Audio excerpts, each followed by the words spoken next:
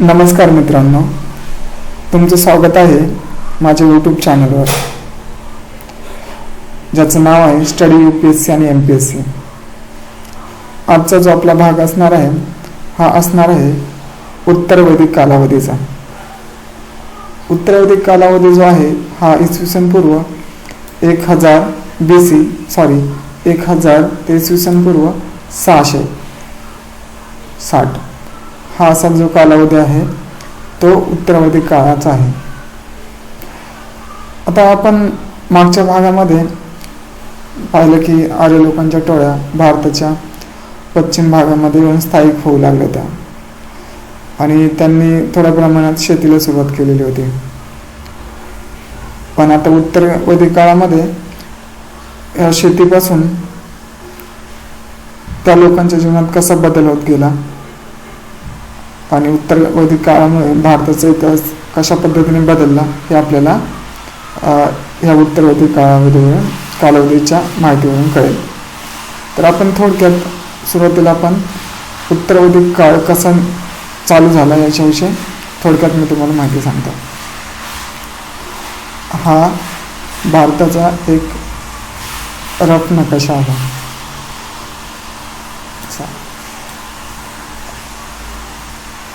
गुजरातचा भाग हाही भारताचा रफ आहे नकाशा. आता हे जे भाग आहेत त्याच्यामध्ये इथून गंगा, यमुना आणि बाकीच्या काही नद्या असतात, ब्रह्मपुत्रा, अशा नद्या भारतामध्ये असा भाग आहे वाहतात. आणि ज्या आर्यांच्या टोळ्या आलेल्या होत्या त्या जो विभाजनपूर्व भारत आहे म्हणजे इकडे अफगाणिस्तान, कंदाहार हा जो भाग आहे हा सिंध प्रांत, हा पंजाब प्रांत आणि हा जो भाग आहे तो खैबर खिंडीचा भाग. या भागामध्ये सुरुवातीला आर्यांच्या टोळ्या येऊन स्थायिक झालेल्या होत्या. आता ज्यावेळेस आर्यांच्या टोळ्या भारतामध्ये आल्या त्या वेगवेगळ्या कालावधीमध्ये आल्या आणि त्या या भागामध्ये स्थायिक व्हायला लागल्या. आता इथे ज्या नद्या आहेत सिंधू, सतलज, रावी, बियास, इथे ज्या हिमालयात उगम पाहून अरबी समुद्राला मिळणाऱ्या या नद्या आहेत, ह्या भागामध्ये हे लोक स्थायिक झाले. आता सुरुवातीला त्यांचे ज्या वेगवेगळ्या कालावधीमध्ये आलेल्या ज्या टोळ्या होत्या त्या विविध भागामध्ये स्थायिक झाल्या. समजा अशा 3-4 टोळ्या आहेत त्या इथे स्थायिक झाल्या आणि त्या शेती करायला सुरुवात केली त्यांनी. आता त्या कालावधीमध्ये घडलं असं की त्यांना लोखंडाच्या नांगराचा शोध लागला होता त्या कालावधीमध्ये. त्याच्यामुळे असं झालं तर जो नांगर होता त्याच्यामुळे शेती करण्यामध्ये आमूलाग्र बदल होत गेला.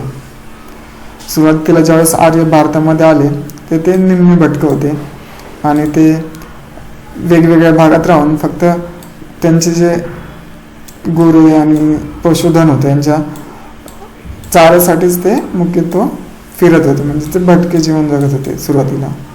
पण ज्यावेळेस ह्या भागामध्ये ते स्थायिक झाले त्यावेळेस त्यांना मुबलक प्रमाणात सपाट जमीन किंवा सुपीक जमीन मिळाली, कारण सगळ्या नदीचा जो भाग होता हा सुपीक जमिनीचा भाग होता आणि मुबलक प्रमाणात पाणी ह्या नद्या या भागामध्ये वाहत आणि बारमाही या वाहत असल्यामुळे यांना बारमाही पाणी अवेलेबल असायचं.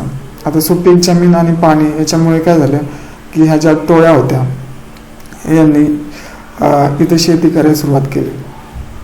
आता समजा ही एक टोळी असेल, ही दुसरी टोळी असेल, ही तिसरी टोळी असेल, ही चौथी टोळी असेल. आता आपण मागच्या भागामध्ये असं ह्यांचे एक वैशिष्ट्य पाहिलं प्रत्येक टोळीचं. या टोळीचा प्रमुख एक राजन नावाचा लोकांनी निवडलेला प्रमुख असायचा आणि आपण मागच पाहिलं की हा राजाचं जे वर्चस्व असायचं ह्या भूभागावर नसायचं. मात्र ह्या भागामध्ये जे टोळी होते या टोळीतील जे लोक असेल त्या लोकांवरच ह्या राजाचं वर्चस्व असायचं, किंवा ह्या लोक ह्या राजाचा जे आदेश असेल ते त्याचं पालन हे करत होते. ही टोळ असेल, ह्याचा राजा प्रमुख वेगळा असेल आणि ह्या टोळीचे लोक वेगळे असेल, हे ह्याचे आदेश असेल त्याचे पालन करायचे. आता ह्या टोळींचं आणखीन एक वैशिष्ट्य आपण मागं पाहिलं, त्यामध्ये सभा, समिती, विधाता, ग्राम, वीस अशा वेगवेगळ्या भागाने हे टोळी बांधलेली असायचे. आता उत्तरावधी काळामध्ये असं झालं की हा जो राजा असायचा टोळीचा प्रमुख, त्याला पुरोहित आणि सभा, समिती हे लोक त्याला सल्ले देत होते आणि सल्ल्याप्रमाणे ते राजा त्यांचा ह्या भागाचं संरक्षण किंवा नियंत्रण करत होता ह्या भागाचा. नंतर असं घडू लागलं की शेती केल्यामुळे आणि नांगराचा शोध लागल्यामुळे, लोखंडाचा शोध लागल्यामुळे हे राज्यामध्ये उत्पादन वाढू लागले. आता पूर्वी आपण पाहिलं की हे जे लोक होते या टोळीतील, हे राजाला त्यांच्या इच्छेप्रमाणे एक कर द्यायचं ज्याचं नाव होतं बली. हा कर ते राजाला द्यायचे ह्या कालावधीमध्ये. आता नंतर काय झालं की हा जो कर होता त्यावेळेस लोक त्यांच्या इच्छेप्रमाणे राजाला देत होते, पण शेतीचं उत्पादन वाढलं, गाई, गुरं, दूध आणि हे मोठ्या प्रमाणात वाढायला लागल्यामुळे लोकांकडे मोठ्या प्रमाणात संपत्ती जमा व्हायला लागली आणि लोक राजाला मोठ्या प्रमाणात दान द्यायला लागले किंवा हा जो कर आहे तो द्यायला लागले. तर सुरुवातीच्या कालावधीमध्ये हा कर हा ऐच्छिक कर होता, त्यांना वाटलं तर हा राजाला देत होते. नंतर मात्र हा राजा स्वतःला देवाचा अवतार समजू लागला आणि जे राजाचा पद होतं ते परंपरागत होऊ लागलं, म्हणजे वंश परंपरागत व्हायला लागलं ते. आणि पुढे जसं ह्या लोकांमधूनच राजाचे किंवा राजांना होता टोळीचा प्रमुख असं त्याची निवड केली जात होती. आता मात्र हा राजाचे जे वंश असेल ते ह्या टोळीचे प्रमुख म्हणून निवडले जायला लागले आणि राजाने ह्याच्या टोळीतील लोकांवर असेल तर कर बसवायला सुरुवात केली आणि लोकांना हा जो कर होता बली तो ऐच्छिक न होता आता कंपल्सरी केला आणि त्याच्यामुळे राजाकडे मोठ्या प्रमाणात संपत्ती किंवा कर रूपाने संपत्ती जमा व्हायला लागली आणि हा राजा श्रीमंत व्हायला लागला. आता ह्या कालावधी जो होता ह्याच्यामध्ये आपल्याला समाजाचे 3 वर्ग दिसतात. एक म्हणजे क्षत्रिय, हे जे क्षत्रिय होते ते म्हणजे ते राजा आणि प्रमुख हा वर्ग, नंतर पुरोहित वर्ग,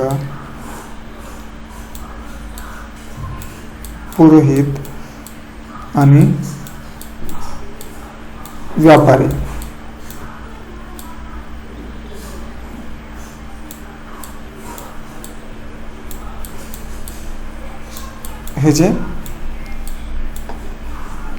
हे सुरुवातीला हे मुख्यत्वे या समाजाचा होता, क्षत्रिय, पुरोहित आणि व्यापारी.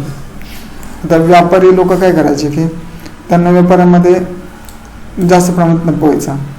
पुरोहित राजाला वेगवेगळ्या धार्मिक कार्यामध्ये किंवा एखाद्या दुसऱ्या टोळीशी जर त्यांना युद्ध करायचं असेल तर त्यावेळेस राजाला सल्ले देणे, अशा पद्धतीने ही अशी रचना होती.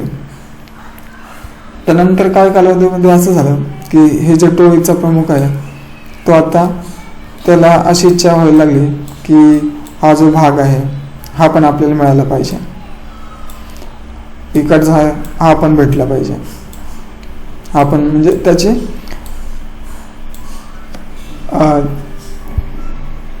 हाव अशी वाढत गेली. आणि त्या कालावधीमध्ये हे जे दुसरं राज्य मिळवण्यासाठी, म्हणजे हा भाग जर त्यांना काबीज करायचा असेल तर त्याच्यासाठी एक यज्ञ करत होते जो अश्वमेध यज्ञ होता. हा जो अश्वमेध होता, अश्वमेध हा जो यज्ञ होता ह्याच्यामध्ये एक घोडा सोडला जायचा. हा घोडा जिथपर्यंत पळेल तिथपर्यंत हा राजा सांगायचा की इथपर्यंत माझा राज्य आहे. समजा त्याने इथून एक घोडा सोडला आणि तो ह्या राज्यात गेला, तर हा जो टोळीचा जो प्रमुख असेल त्याने ह्याला जर अडवलं नाही तर ह्या राज्याचं, हा जो राजा आहे ह्याचा हक्क ह्याच्यावर झाला असं मानलं जात होतं. किंवा ह्या भागामध्ये सोडला तर हा भाग या राजाच्या अखत्यारीत येऊ लागला. अशाप्रमाणे राजांची हाव वाढल्यामुळे टोळ्यांमध्ये युद्धाचे प्रमाण वाढले. आणि हे याच्यामुळे हे जे आहे टोळ्यांमध्ये जे लढाया चालू झाल्या आणि जो राजा जिंकेल त्याचे सामर्थ्य जे आहे वाढायला लागले. जे सामर्थ्य आहे राजाचा, जो जिंकेल त्याचं सामर्थ्य आता वाढायला लागलं होतं. तर ह्याच्या कालावधीमध्ये हा जो राजा आहे हे सामर्थ्य वाढल्यामुळे राजाकडे मोठ्या प्रमाणात संपत्ती निर्माण व्हायला लागली. आणि जे पुरोहित वर्ग होता त्यांची पण जी संख्या आहे ती वाढायला लागली होती. तर राजाकडे मोठ्या प्रमाणात संपत्ती जमा व्हायला लागली आणि व्यापारी वर्गाकडे पण संपत्ती व्यापारामुळे वाढायला लागली. त्याच्यामध्ये राहिलं हे हा जो आहे पुरोहित वर्ग, यांची फक्त संख्या वाढायला लागली, मात्र यांच्याकडे जी संपत्ती होती ही नसल्याप्रमाणेच होती. कारण हा राजा जो आहे प्रमुख, जो त्यांना दान देईल त्याच्याप्रमाणे त्यांची संपत्ती होती. म्हणून पुरोहित वर्गाने काय केलं की वेगवेगळे यज्ञ करायला सुरुवात केली या उत्तरावधी कालावधीमध्ये. आणि हे यज्ञ करण्यासाठी त्यांनी वेगवेगळे मंत्र रचले, ग्रंथ रचले, ग्रंथ वेद ह्या कालावधीमध्ये रचले आणि राजाला त्यांनी हे यज्ञ करण्यास भाग पाडायला सुरुवात केली. आणि हे यज्ञ केल्यानंतर राजाकडून मोठ्या प्रमाणात ते दान म्हणून संपत्ती मागायला लागले. याच्यामध्ये त्यांना जे यज्ञामध्ये हे पुरोहित वर्ग होता यांना गायी, नंतर जमीन, सोने, नाणी अशा प्रमाणे यांना पुरोहित वर्गाला दान द्यायला लागले. त्याच्यामुळे झालं काय की हा जो पुरोहित वर्ग आहे यांच्याकडे खूप मोठ्या प्रमाणात संपत्ती मिळायला लागली ह्या उत्तरावधी काळामध्ये. आणि हा पुरोहित वर्ग हा जो 3 नंबरला होता तो डायरेक्ट आता 1 नंबरला आला समाजामध्ये. आणि 2 नंबरला क्षत्रिय वर्ग झाला आणि 3 नंबरला व्यापारी वर्ग झाला. 1 नंबरला झाला पुरोहित, कारण त्यांनी मोठ्या प्रमाणात संपत्ती गोळा करायला सुरुवात केली राजाकडून दान घेऊन. आणि राजा हा सुरुवातीला जो 1 नंबरला होता तो आता राजा 2 नंबरला झाला. आणि व्यापारी वर्ग हा 3 नंबरला ढकलला गेला व्यापारी. आता ह्या कालावधीनंतर उत्तरावधी कालावधीमध्येच तर राजाला जे आहे हा व्यापारी वर्गच फक्त कर देत होता. आणि तिसरा जो घटक होता या समाजाचा तो होता कारागीर. हे मात्र राजाला कर देत नव्हते. आता त्याच्यामुळे काय पुरोहित वर्गांनी काही धर्मसूत्रे लिहिली आणि ह्या धर्मसूत्राने त्यांनी जो समाज होता त्याचे 4 भागामध्ये विभाजन केले.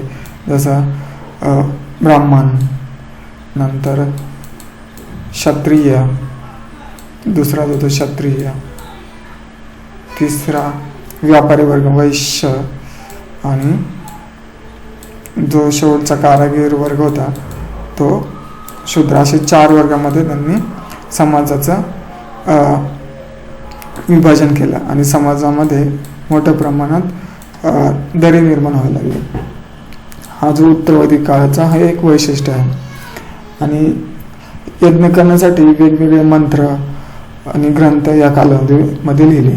आता हा एक ह्याचा सारांश रूपाने आपण उत्तरावधी काळाच्या घडामोडी आणि सुरुवात कशी झाली हे पाहिलं. आता डिटेलमध्ये आपण पाहूयात की उत्तरावधी कालावधीमध्ये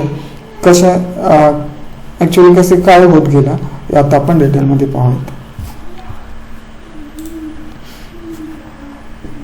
हा जो कालावधी आहे उत्तरावधी कालाचा हा आहे इसवी सन पूर्व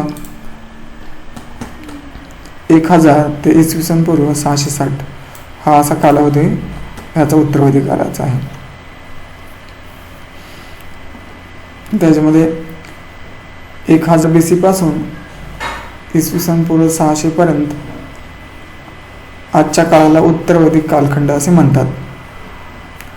या काळात 3 वेद, सामवेद, यजुर्वेद, अथर्ववेद, ब्राह्मण्य, आरण्य, उपनिषद आणि वेदांग याशिवाय इतर ग्रंथ इतरही रचना केल्या गेलेल्या दिसतात आपल्याला. हे सर्व ग्रंथ नंतरच्या वैदिक काळाचे साहित्यिक स्रोत मानले जातात.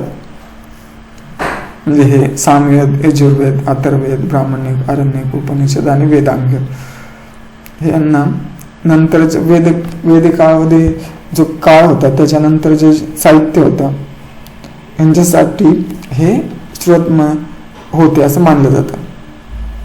आता त्याच्याशिवाय जे पुरातात्विक पुरावे जे भेटतात त्या काळातले ते पेंट केलेले राखाडी भांडे हे एक वैदिक काळाचे वैशिष्ट्य आहे.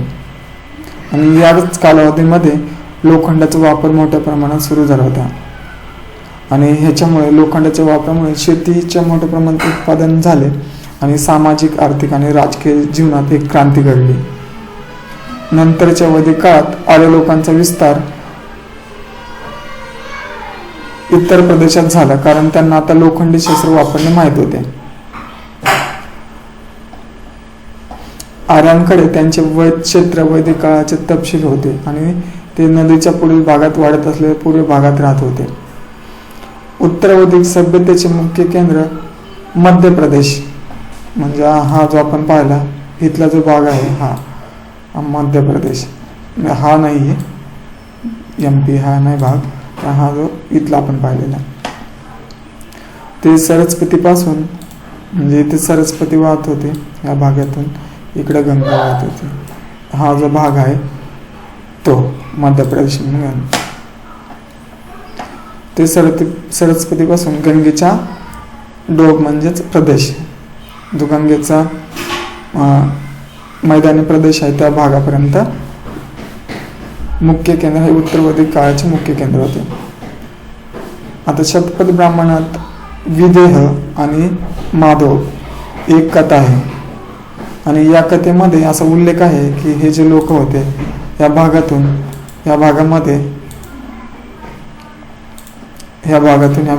गंगेच्या जे स्थलांतर होत गेले किंवा या भागावर प्रभुत्व मिळत गेले याची एक कथा आपल्याला विदेह माधव कथेमध्ये मिळते आणि याच्यामध्ये आर्यांचा पूर्वेकडे कसा विस्तार होत गेला ही कथा आपल्याला दर्शवते. सॉरी. आता जो शतपथ ब्राह्मण हा एक ग्रंथ आहे याच्यामध्ये जे पांचाळ लोक होते यांना वैदिक सभ्यतेचा सर्वश्रेष्ठ प्रतिनिधी म्हणत होते. पांचाळांना हे शतपथ ब्राह्मण जो ग्रंथ आहे याच्यामध्ये लिहिलेला आहे. आता उत्तर वैदिक काळामध्ये राजा स्वतःला दैवी उत्पत्ती आहे किंवा तो देवाचा अंश आहे असं मानू लागला होता. मग हा आपलं काय सांगतो राजाची दैवोत्पत्ती तत्वप्रथम ऐत्रेय ब्राह्मणात आढळते. म्हणजे हा जो ग्रंथ आहे ऐत्रेय ब्राह्मण याच्यामध्ये आपल्या राजाची दैवी उत्पत्ती आहे असे लिहिलेचं आढळते. नंतरच्या वैदिक काळात राजशाही कारभार आणखीन मजबूत करण्यात आला.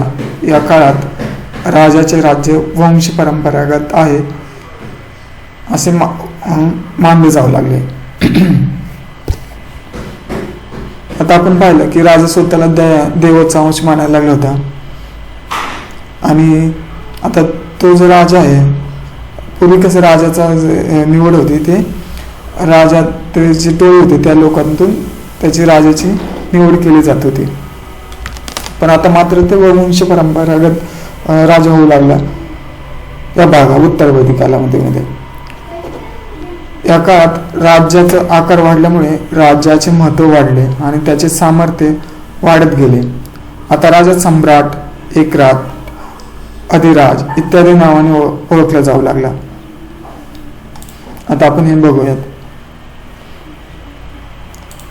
राजा आता ज्यावेळेस ते राजाने वेगवेगळ्या भागावर आक्रमण करून ज्या टोळ्यांचा वेगवेगळे भाग होते त्याने आता त्याच्या प्रभुत्व मिळवायला सुरुवात केली होती. आपण हे पाहिलं मागच्या भागामध्ये. आणि आर्यांच्या टोळींचं या पश्चिम भागामधून आता पूर्व भागामध्ये विस्तार व्हायला लागला होता. आता काय, हा जो भारताचा भाग आहे हा आहे पूर्व इकडचा, हा इकडचा उत्तर, हा पश्चिम, हा दक्षिण. आता ह्या भागामध्ये काय राजा होता, ह्या भागामध्ये राजा होता, या उत्तरच्या भागामध्ये दक्षिणच्या भाग होता. आता यांनी मोठ्या प्रमाणात भूभाग त्यांच्या अंडर मिळवला. म्हणजे मोठ्या भूभागावर ह्यांनी वेगवेगळ्या पूर्वीच्या राजांनी मोठ्या प्रमाणात तिथला जो भूभाग असेल त्याच्यावर प्रभुत्व मिळालं की त्याने ताब्यात घेतला. उत्तरेकडचा जो आहे त्याने उत्तरेकडचा भाग घेतला. पश्चिमेकडचा संतांनी मोठ्या प्रमाणात पश्चिमेकडचा भाग त्याच्या ताब्यात घेतला. दक्षिणेकडचा संतांनी दक्षिणेकडचा घेतला. आणि त्याच्यामुळे काय झालं की जे मोठ्या प्रमाणात ज्यांनी भूभाग मिळवला आहे त्यांच्या देशाप्रमाणे त्यांची महती त्यांच्या नावाप्रमाणे यायला लागली. आता समजा जो आहे पूर्वेकडचा, हा पूर्वेकडा कोणता आहे, जो राजा असेल आणि मोठ्या प्रमाणात भूभागावर प्रभुत्व मिळवले असेल त्याला सम्राट म्हटले जाऊ लागले. हा जो पूर्वेकडचा होता तो सम्राट.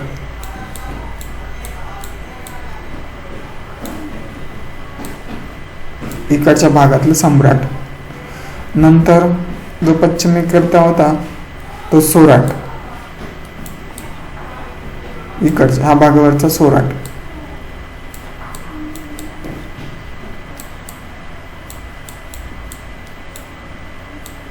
हा भागाकार जो असेल, ज्याचा मोठ्या भूभाग असेल, मोठ्या प्रमाणात त्याचं प्रभुत्व असेल या भागावर, तो सोराट. आणि उत्तरेकडे असेल तो जो होता त्याचा विराट नावाने,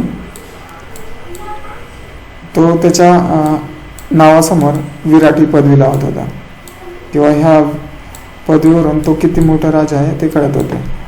आणि जो दक्षिणेकडे भाग असेल तिकडचा जो हा दक्षिणेकडचा हा जो भाग आहे, या भागावर ज्या राजाने प्रभुत्व मिळवले तो राजा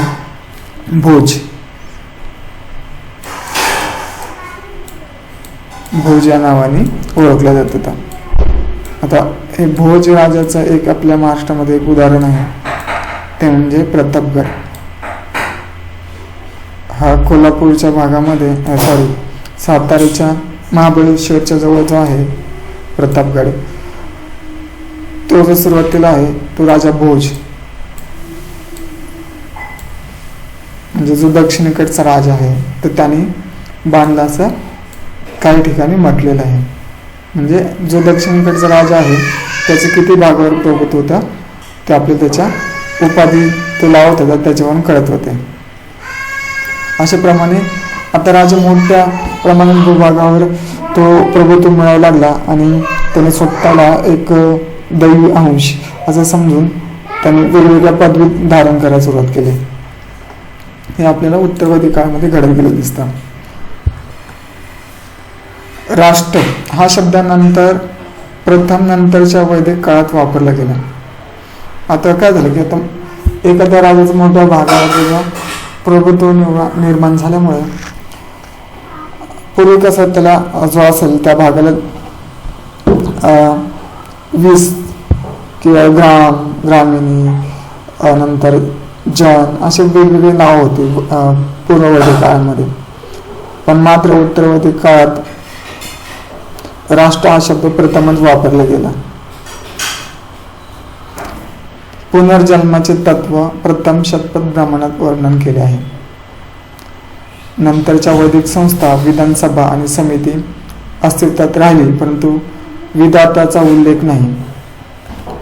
आता आपण मागे पाहिलं की जो राजा होता पूर्ववैदिक काळामध्ये त्याला सभा, समिती आणि विधाता असे वेगवेगळे लोक त्याला सल्ले देण्यासाठी असत. आणि ह्या ज्या सभा समिती होत्या हेच राजाची निवड करत असे आपण हे पाहिलेलं आहे मागच्या भागामध्ये. आता मात्र काय झालं की राजा स्वतःलाच दैवी अंश समजू लागल्यामुळे सभा समिती आणि विधाता यांचं प्रभुत्व कमी झालं. सभा समिती ही काही प्रमाणात अस्तित्वात होती, विधाता मात्र उत्तरावधी काळामध्ये त्याचं अस्तित्व पूर्णतः संपलं गेलं. नंतरच्या वैदिक कालखंडात स्त्रियांचे सभेमध्ये प्रवेश करण्यास मनाई केले गेले. उत्तरावधिक जो कालखंड आहे याच्यामध्ये पूर्वी मात्र स्त्रिया यांना सभेमध्ये भाग घेण्यास परवानगी होती, मात्र उत्तरावधिक कालावधीमध्ये स्त्रियांना जे राजसभा भरवत असेल त्याच्यामध्ये भाग घेण्यास मनाई केली गेली. आणि जिल्हा याने उत्तरावधिक काळात राजाचा मोठा भाग असेल त्याची जागा आता घेतली. म्हणजे पूर्वी आपण ज्याला 20 म्हणत होतो, आता तो जिल्हा या नावाने ओळखायचा लागला.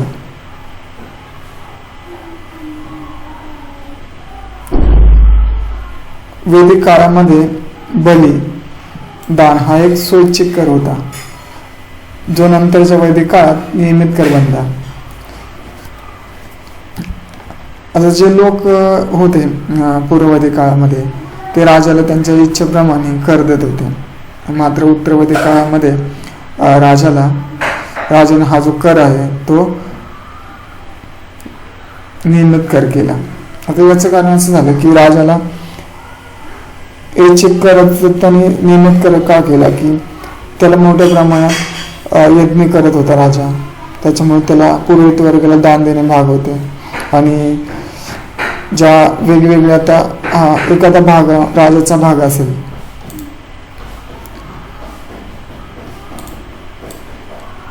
समजा आपण हे पाहूयात, हा एक राजाचा भाग, हा दुसरा राजा, ही एक टोळी, आता टोळी न राहता एक राष्ट्र म्हणून हे ओळखले जाऊ लागलं. आणि ह्या दोघांना एकमेकाची भीती होती, कारण हा ह्याच्यावर कधी आक्रमण करेल तर हा कधी ह्याच्यावर आक्रमण करेल. त्याच्यामुळे राजाला सैनिक शक्ती वाढवावी लागली, कर गोळा करण्यात त्याला आता कंपल्सरी केलं, कारण त्याला ह्याच्यापासून पण वाचायचं होतं, ह्यांच्यापासून. हे दोघांची कंडिशन सेम होती की हा याला ह्याच्यापासून वाचायचं, ह्याला ह्याच्यापासून वाचायचं. अशा पद्धतीने राजाने ते जो बलिदान होता हा स्वैच्छिक करतो त्याने ऐच्छिक करामध्ये, नियमित करामध्ये रूपांतर केलं. आता हा जो कर होता तो किती प्रमाणात होता, तर अथर्ववेदानुसार राजाला उत्पन्नाच्या 16 भाग मिळायचा. म्हणजे त्या राजाच्या जो भाग असेल त्या भागातले जे उत्पन्न होत असेल त्याचा 16वा भाग हा राजाला कर रूपाने मिळायला लागला, नियमित केल्यामुळे त्याला मिळायला लागला. या कालावधीमध्ये पुरोहित वर्गाने राजाला जे यज्ञ करायला सांगितले ह्याच्यामध्ये राजसूय, अश्वमेध, वाजपेयी असे यज्ञ करायला लागले. आता यज्ञ करण्याचे मुख्य कारण म्हणजे की त्या राजाचं राजकीय महत्त्व यज्ञ केल्याने वाढत होतं, म्हणून हा राजा हे वेगवेगळे यज्ञ करत होता. यातून फायदा कोणाचा होता, यातून जो पुरोहित वर्ग होता याचा फायदा होता, कारण राजाला हे यज्ञ केल्यानंतर खूप सारे जे दान आहे ते अशा पुरोहित वर्गाला द्यावं लागत होते. यज्ञ न केले तर काय, तर हा राजा कमकुवत आहे असं समजलं जात होता. त्याच्यामुळे त्याला राजा आता दोन्ही कोंडीमध्ये सापडत होता. यातून झालं एकच की पुरोहित वर्ग मोठ्या प्रमाणात श्रीमंत होत गेला आणि बाकीचे जे आहेत म्हणजे क्षत्रिय, वैश्य आणि हे 2 नंबर आले. आता उत्तर वैदिक काळातील सामाजिक व्यवस्था. नंतरच्या वैदिक काळात समाज स्पष्टपणे ब्राह्मण, क्षत्रिय, वैश्य आणि शूद्र या 4 वर्णामध्ये विभागला गेला.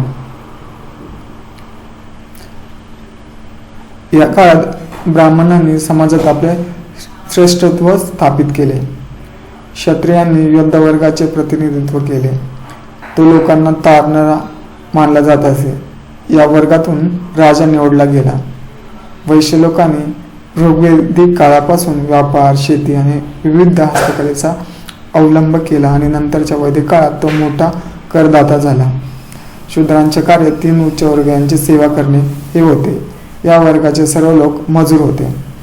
नंतरच्या वैदिक काळात 3 उच्च वर्ग आणि शूद्र यांचे स्पष्ट विभाजक रेखा उपनयन संस्कार म्हणून पाहिले जात होते. हा एक महत्त्वाचा जो मुद्दा आहे तो आपण पाहूया. आता काय झालं, सामाजिक जो उत्तर वैदिक काळ आहे त्याच्यामध्ये समाजाचे 4 स्तर निर्माण झाले.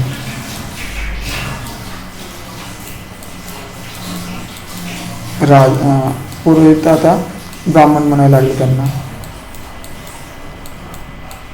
नंतर क्षत्रिय राजा होता तो क्षत्रिय झाला होता. ह्या उत्तरवैदिक काळामध्ये तो क्षत्रिय झाला.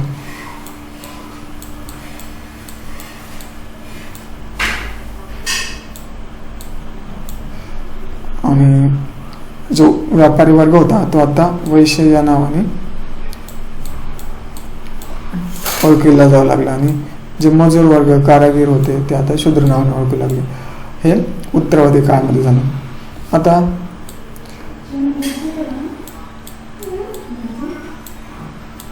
हे कसं घडलं बघा.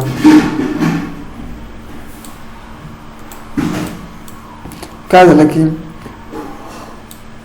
जे ब्राह्मण होते त्यांनी राजाला वेगवेगळे यज्ञ करायला भाग पाडले.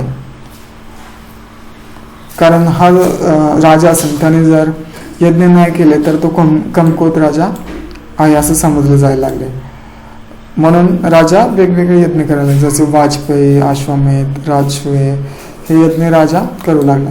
यातून काय झालं की हे जे पुरोहित वर्ग होता तो आता मोठ्या प्रमाणात श्रीमंत व्हायला लागला आणि राजाला जे कर देणारे होते ते होते वैश्य, कारण हे व्यापारी वर्ग होते आणि हेच राजाला कर देत होते. मात्र हे जे बाकीचे कारागीर वर्ग होते हे मात्र राजाला कुठल्या प्रकारचा कर देत नव्हते. याचं काम या तिघांची सेवा करणे असे होते. म्हणून काय झालं की हे जे पुरोहित वर्ग होता त्यांनी अनेक धर्मसूत्र लिहिले, धर्मग्रंथ लिहिले आणि त्यात समाजाचे विभाजन 4 भागामध्ये केले. याच्यामध्ये हे जे क्षत्रिय, वैश्य आणि ब्राह्मण यांचं उपनयन हा जो संस्कार आहे हे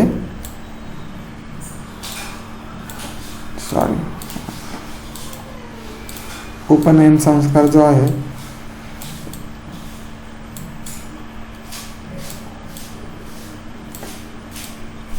हा 3 वर्गाचाच उपनयन संस्कार होईल असं आता यांनी म्हणायला सुरुवात केली किंवा यांनी तसे ग्रंथ लिहिले, नियम तयार केले. आणि त्याच्यामुळे झाले काय की ज्याचा उपनयन संस्कार झाला आहे तो धर्माचा अभ्यास करू शकत होता, तो गुरुकडे जाऊन अभ्यास करू शकत होता. वेद आणि जे ग्रंथ होते वैदिक काळातील त्यांचे हे 3 जण अभ्यास करू शकत होते किंवा त्याचं शिक्षण घेऊ शकत होते.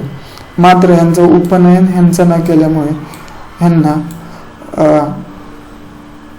ह्याचा वेदाचा अभ्यास करता येत नव्हता. त्याच्यामुळे ते शिक्षणापासून वंचित झाले आणि मोठ्या प्रमाणात यांची अवगती झाली. ज्यांचं जे दुर्गती होत गेली या समाजाची ते यांनी जे ब्राह्मणांनी रचलेले ग्रंथ आहेत किंवा यांनी ठरवलं की यांचं उपनयन संस्कार नाही करायचं, यांना वेदाचा अभ्यास नाही करता येणार, म्हणून यांची हा एकदम मागास होत गेला. अशा पद्धतीने आपल्या उत्तर वैदिक काळामध्ये समाजामध्ये 4 भाग निर्माण झालेले दिसून येतात. आता याच्यामध्ये सामान्यतः स्त्रियांना खालचा दर्जा देण्यात आला होता. समाजात स्त्रियांचा आदर केला जात होता, परंतु वेद काळाच्या तुलनेत काही प्रमाणात घट झाली. मुलींना उच्च स्थान दिले गेले नाही. कौटुंबिक जीवन ऋग्वेद काळामध्ये होते ते पुरुष प्रधान होते आणि वडिलांच्या मालकीचा त्या जो कुटुंब होता, जो कुटुंब असेल त्याचा प्रमुख हा त्याच्यावर वडिलांची मालकी असायची. या काळात महिलांना पालकांचेही काही हक्क प्राप्त झाले होते. नंतरचा जो वैदिक काळ आहे त्याच्यामध्ये गोत्र प्रणाली स्थापन होत गेली. तर गोत्र या शब्दाचा अर्थ आहे संपूर्ण कुळातील मेंढपाळ एकत्र ठेवलेली जागा.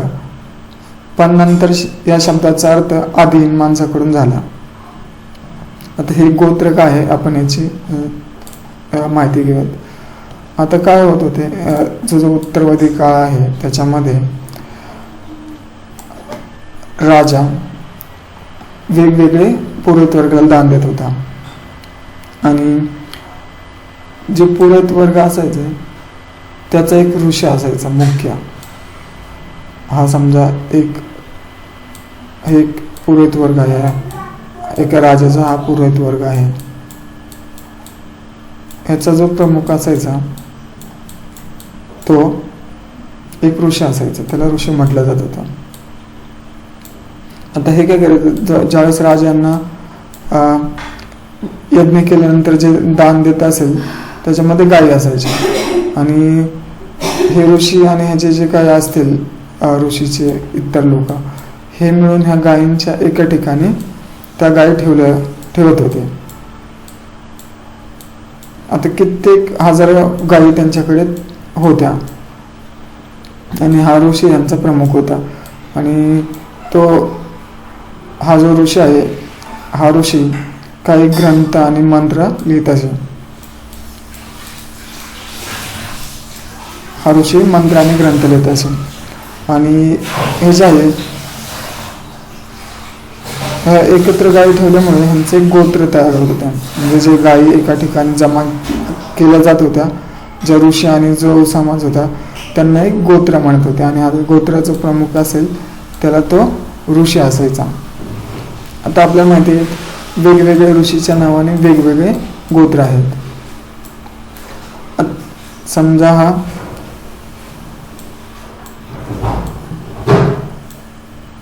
हा एक वैशिष्ट्य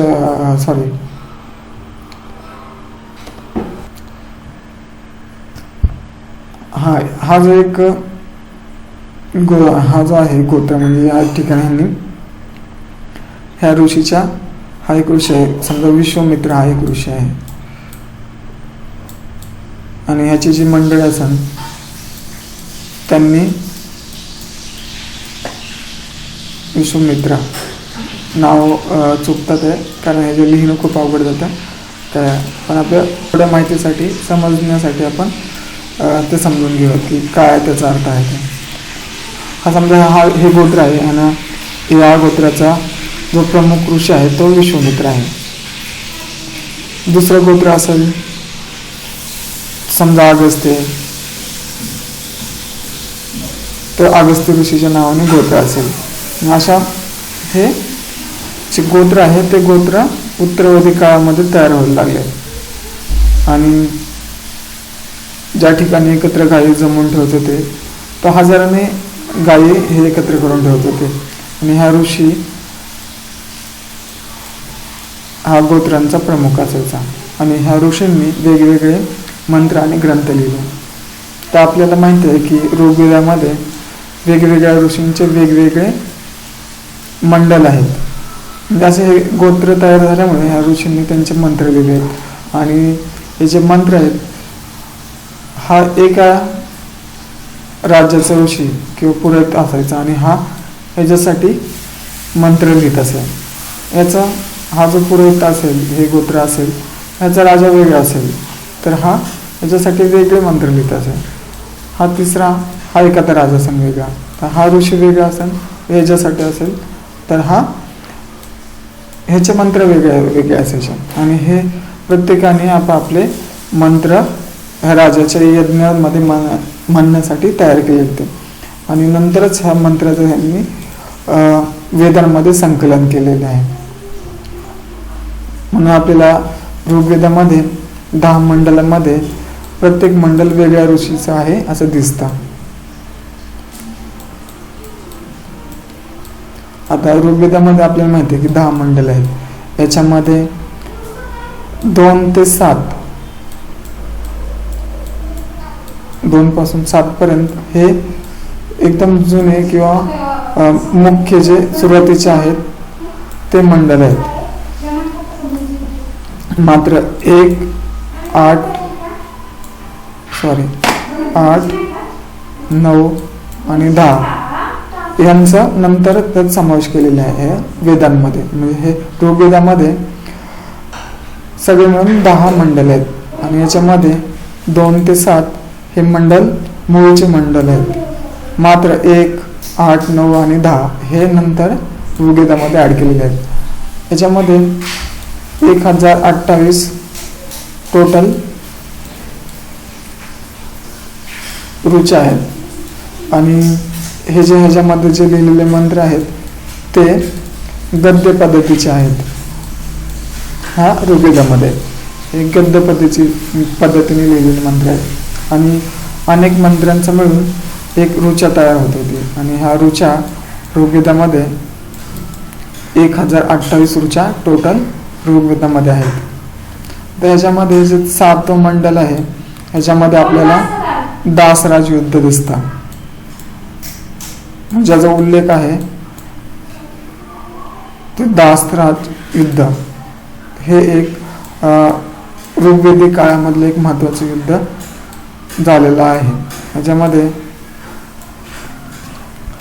एक जो राजा होता त्याचं नाव होतं सुदास आणि इतर जे टोळ्या होत्या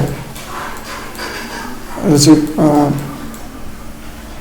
पूर्व एक टोळी होती, तुर्वस होते, पांचाल होते, अशा वेगवेगळ्या टोळ्या होत्या. तर याच्यामध्ये हा एकटा लढत होता.